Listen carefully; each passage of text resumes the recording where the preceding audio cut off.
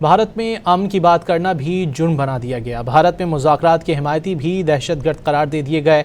B J پی اور بھارتی انتہا پسند حلقوں نے 117 بھارتی اور پاکستانی شخصیات کی امن اپیل پر مبنی کھلے خط کو تماشا کھڑا کر دیا۔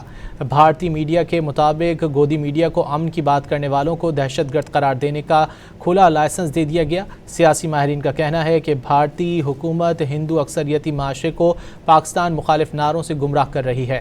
گودی میڈیا نے امن اپیل کے نکات کے بجائے دستخط کنندگان کی کردار کشی کو موضوع بنا لیا۔ بھارت میں امن کی بات کرنا بھی جرم بنا دیا گیا۔ بھارت میں مذاکرات کے حمایتی بھی دہشت گرد قرار دے دیے گئے۔ بی جے پی اور بھارتی انتہا پسند حلقوں نے 117 بھارتی اور پاکستانی شخصیات کی امن اپیل پر مبنی کھلے خط کو تماشا کھڑا کر دیا۔ بھارتی میڈیا کے مطابق گودی میڈیا کو امن کی بات کرنے والوں کو دہشت گرد قرار دینے کا کھلا لائسنس دے دیا گیا۔ سیاسی ماہرین کا کہنا ہے کہ بھارتی حکومت ہندو اکثریتی معاشرے کو پاکستان مخالف نعروں سے گمراہ کر رہی ہے۔ گودی میڈیا نے امن اپیل کے نکات کے بجائے دستخط کنندگان کی کردار کشی کو موضوع بنا لیا۔